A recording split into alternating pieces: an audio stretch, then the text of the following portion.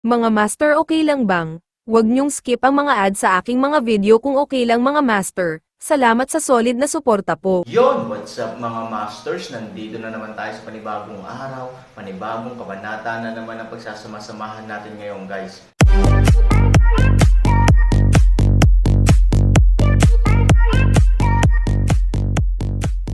Bali mga masters, kung bago ka pa lang po sa aking YouTube channel, please click the subscribe button, lalong-lalo na po yung notification bell guys, para maging connected pa rin tayo sa isa't isa at maging updated kayo sa mga susunod ko pang video.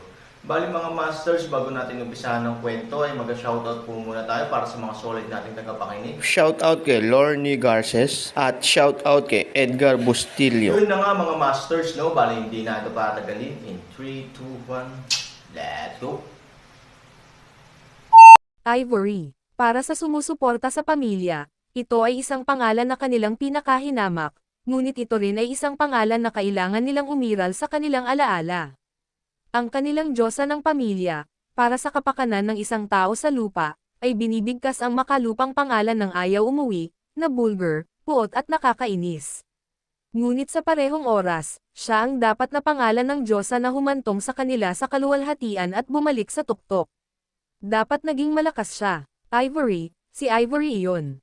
Siya talaga. Imposible. Si Ivory ay kusang bumagsak alang-alang sa Aaron, ang basura ng lupa.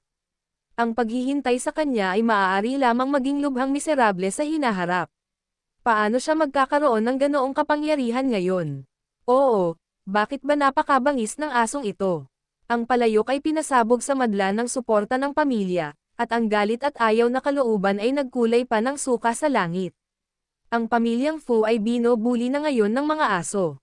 Natural, si Ivory, isang taksil at isang matigas ang ulo na anak na hindi nakikinig sa mga turo ng pamilya, ay dapat ding mahulog ng husto, kahit na mahulog sa bangin at hindi na muling ipanganak. Ang ikinatutuwa nilang makita ay si Ivory ay namumuhay na parang daga at ahas sa panahong ito, na Alamos, nagugutom at nasa pagpapatapon, sa halip na lumipad sa langit at pumatay sa lahat ng direksyon. Pero minsan, kahit ayaw nilang makita sa puso nila, ang mga katotohanang nakikita nila sa kanilang mga mata ay laging mahirap baguhin. Ito ay si Ivory. Para sa dati nilang diyosa at pag-asa ng dati nilang pamilya, paanong hindi nila makikilala si Ivory sa isang sulyap? Damn it, kailan pa naging matapang si Ivory? Damn it, Ivory, ang asong iyon, bakit? Bulag ba ang Panginoon? Sa katunayan, pagkatapos noon, bilang isang dating pamilya, ang pagtulong sa pamilya ay walang pagpapala, tanging walang hanggang sumpa at gutom na salita.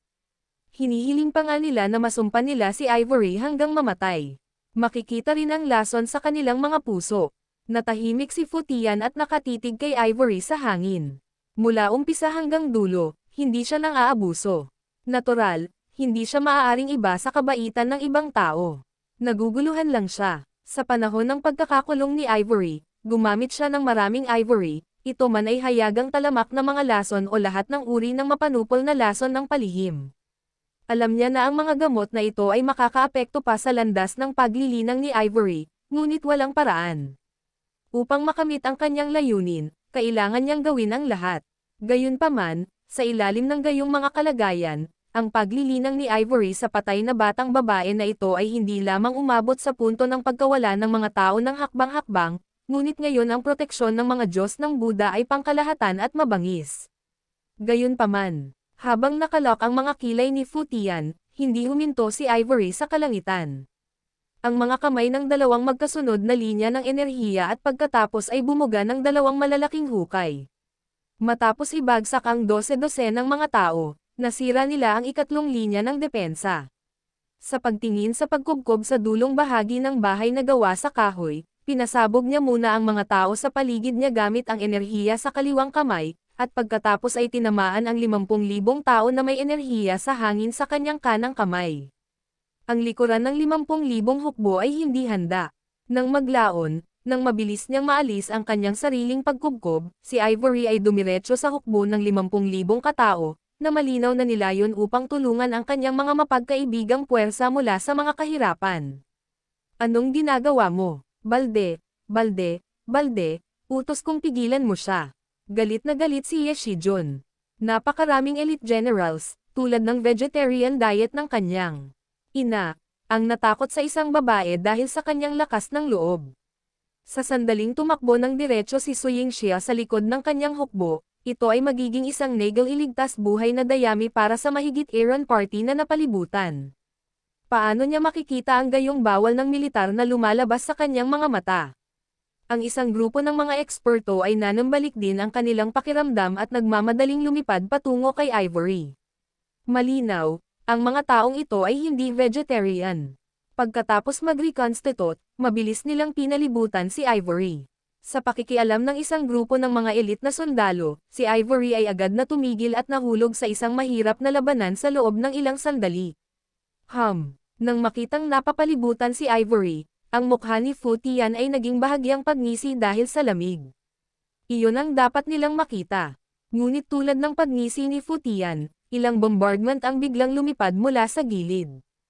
I'll go. Mga master, okay lang bang? Huwag niyong skip ang mga ads sa aking mga video kung okay lang mga master. Salamat sa solid na suporta po. Ang encirclement array na kakaset up ay hindi lamang direktang nasira ng biglaang pagsabog, ngunit dahil din sa karamihan ng mga eksperto ay nagbigay pansin kay Ivory, hindi nila isinaalang-alang ang pag-atake sa likod nila. Sa kasong ito, maraming eksperto, kabilang ang mga elite na sundalo, ang bumagsak ng higit sa 20 katao sa lugar. Ngunit ang digmaan ay walang anumang awa. Nang hindi sila tumayo, isa pang puting anino ang lumipad mula sa malayo patungo sa puting liwanag sa kanilang mga kamay, at nagpatuloy ang pagsabog. Iyan ay hindi fucking Aaron. Nang lumipad ang figure, isang grupo ng mga tao ang natigilan nang makitang ang taong ito ay ang puting anino ng Aaron na pinaghihinalaan nilang ito ang una nilang nakita.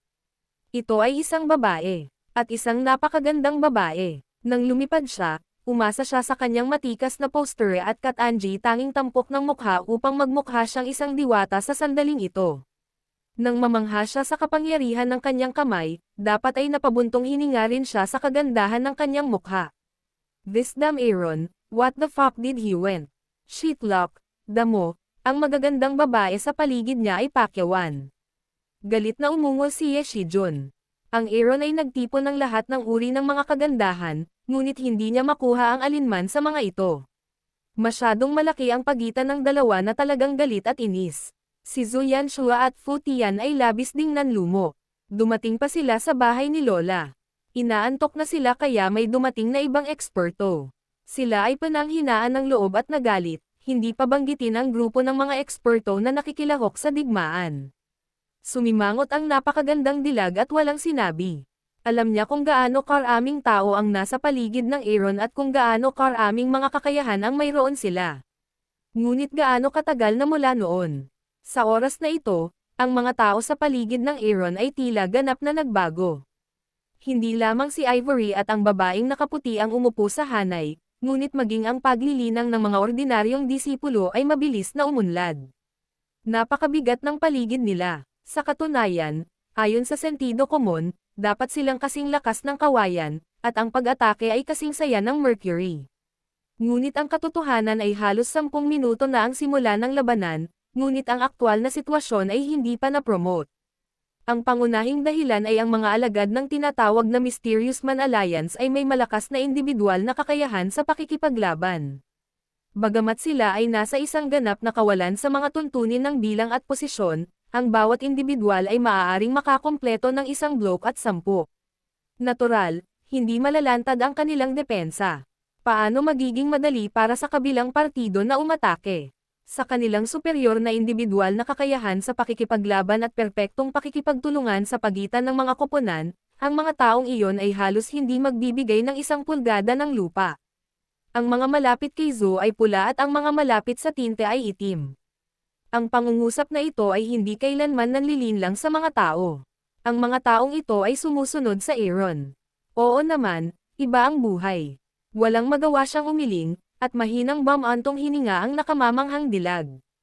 Halos habang sinasabi niya ito, may umalangaw na may maitim na buntong hininga sa kanyang puso. Ang taong ito ay malinaw na isa sa mga huling executive na ito. Fu Mei, wala siyang karapatang magsalita, kaya't halos nakalimutan ng karamihan ang kanyang pag-iral.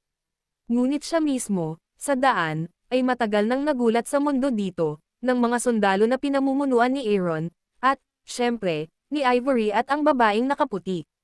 Hindi pa sinasabi ng babaeng nakaputi, si Ivory na lang. Sino si Ivory? Sa paningin niya, hindi siya kasing ganda niya. Kahit na hilingin sa kanya na sirain ang kanyang pagpapahalaga sa sarili upang aminin na si Ivory ay mas mahusay kaysa sa kanya, si Ivory ay hindi dapat maging mas mahusay kaysa sa kanya, ngunit ngayon, ang isa sa kanila ay lumilipad sa kalangitan at hindi natatakot na harapin ang ilang mga eksperto ng mag-isa, mayroong isang malaking bilang ng mga elite na sundalo at mabubuting general sa ilalim ng kanyang kamay na namumuno sa kalooban at pinalayaw ng kanyang Diyos na parang asawa. Paano siya, isa lang itong aso ni Yeshijun, na pinaglalaruan at tinatapakan ng kusa, parang damo, biglang umiyak si Fu Mei, dahan-dahan at patuloy na umaagos ang mga luha sa gilid ng kanyang mga mata, ano ang naisip niya baka ang langit ay umalingaw sa kanyang panloob na pag-iisip sa oras na ito, sina Ivory at Ziking ay nagtutulungan sa oras na ito, at higit na kakilakilabot na mga bagay ang nangyari. Storytelling channel sa YouTube. Dapat niyang aminin na siya ay natalo at na siya ay mas mahina kaysa kay Ivory. Dapat pa nga niyang tulungan sina Ivory at Aaron, tulad ng pagtulong kay Lily, imbes na tapakan sila at maliitin sila. Kung hindi man, kahit na hindi mo kayang pagmamayari ang Aaron, tulad ng pagtulong kay Lee, ang pagiging kaliwang braso at kanang braso ay hindi bababa sa mas mahusay kaysa sa kasalukuyang sitwasyon. Hindi bababasa, ang kanyang paglilinang ay dapat sa oras na ito. Ang pagtukoy sa lahat ng mga tao sa Misteryo Alyansa, siya ay hindi bababa sa isang mahusay na antas. Kung tungkol sa status, maaari mong ihalo ang isang maliit na posisyon sa tulong ng iba. Kung tutusin, higit pa o hindi gaanong kamag-anak niya sina Ivory at Aaron, at ang paggamot sa kanya ay hindi dapat mas masahol pa kaysa sa mga ordinaryong tao. Kaya, sa katunayan, sa anumang kaso, ito ay hindi bababa sa mas mahusay kaysa sa kasalukuyang sitwasyon.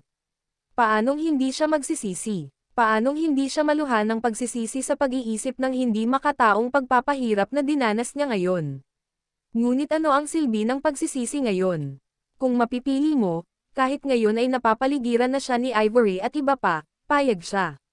Hindi bababasa, ang masiglang kamatayan ay higit na mabuti kaysa sa duwag na buhay ngayon. Bang-bang! Halos sa parehong oras, ang pagtutulungan ni na Ivory at Ziking ay bumagsak din. Sa pagitan ng dalawa, ang nakakabaliw na pagsabog ay direktang nagangat ng isang mataas na natural na graben sa lupa at bumagsak. Boom! Ang mga alon ng hangin ay bumulaga sa kalangitan, na nagpabagsak sa daan-daang piling sundalo at maraming eksperto. Ang lupa ay itinaas, at isang grupo ng mga piling sundalo at eksperto ang lumilipad. Pagkatapos, ang luwas ay idiniin na parang bundok, at daan-daang piling sundalo at eksperto ang nalipol dito. Sa pagitan nila, may kabuuang 3 o 4 na raang elite na sundalo ang nahulog, at mahigit 20 eksperto ang namatay at nasugatan. Nakakatakot ang lakas nila. Kahit nandito si Aaron, matutulala siya. Ito ay maaari lamang ilarawan bilang malaking takot. Nabali ang ngipin ni Fu Tian at galit na itinuro, umakyat, umakyat, umakyat, umakyat lahat sa akin. Ngunit maliban sa kanya, lahat ng naroroon ay tahimik. Napakalakas, hanggat may katwiran pa ang utak, talagang nauunawaan ng mga tao na bagaman ang dalawa pa ay babae, ang kanilang mga kakayahan ay halatang napakahirap kumagat. Walang nakinig kay Fu Tian, at ang mga eksperto ay nagsimulang umatras upang mapanatili ang isang tiyak na distansya mula sa dalawang babae. Ang mga elite na sundalo ay hindi tanga. Nang makitang umuurong ang mga eksperto, natural silang umatras. Umuungol sila sa galit na boses ng pagtulong sa langit, na parang hindi nila narinig. Patayin mo ako, patayin mo ako. Maraming patayan. Gayunpaman, malinaw na ang makapangyarihang mga tinig na ito ay hindi nagmula sa kanila, ngunit mula sa alyansa ng mga misteryosong tao na nakulong sa isang mabigat na pagkubkob. Nang makitang napakabangis ni Ivory, kitang-kita na ang moral doon ay labis ding nasigla. Ang kaliwat kanang double-edged breakthrough at ang mga death squad na pinamumunuan ni Mo Bait Ian ay baliw na hinayla ang linya ng depensa ng 50,000 tropa. Sa orihinal, ito ay dapat na isang napakahirap na bagay. Kung tutusin, masyadong nangingibabaw ang bilang at lokasyon ng 50,000 militar. Ang Mystic Alliance ay maaaring igiit ang paglaban, Ngunit ang hindi pagbibigay ng 1 pulgada ng lupa ay isa ng himala sa mga himala. Sa totoo lang medyo kakaiba ang gustong masira. Gayunpaman, hindi nakatiis sina Ivory at Ziking.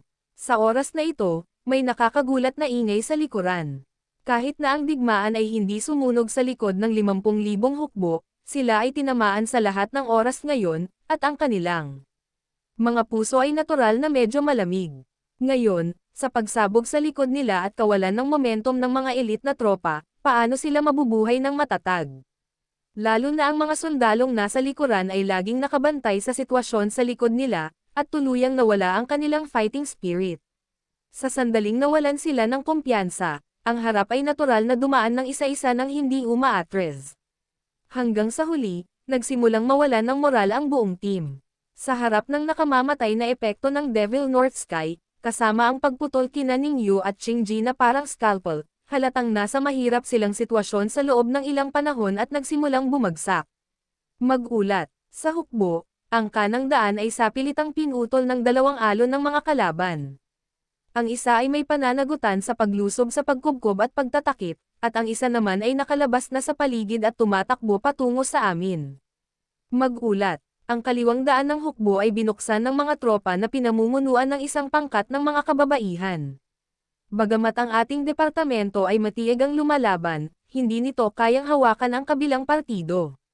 Ito ay masyadong mabangis. Mangyaring suportahan. 2 magkasunod na war reports ang biglang naging malamig kay Ye Shijun at sa iba pa at napatitig sa sitwasyon sa hinaharap. For a time, natigilan silang lahat. Yun na nga mga masters, no? Bali panibagong kabanata na naman yung natapos natin ngayong gabi. Muli, maraming salamat po talaga sa walang sawang suporta po sa aking YouTube channel na talagang inaabangan nyo po ang bawat upload ko po. Bali mga masters, magkita-kita ulit po tayo bukas ng gabi at ngayon po ay magpapaalam po muna tayo. Bali mga masters, bye-bye!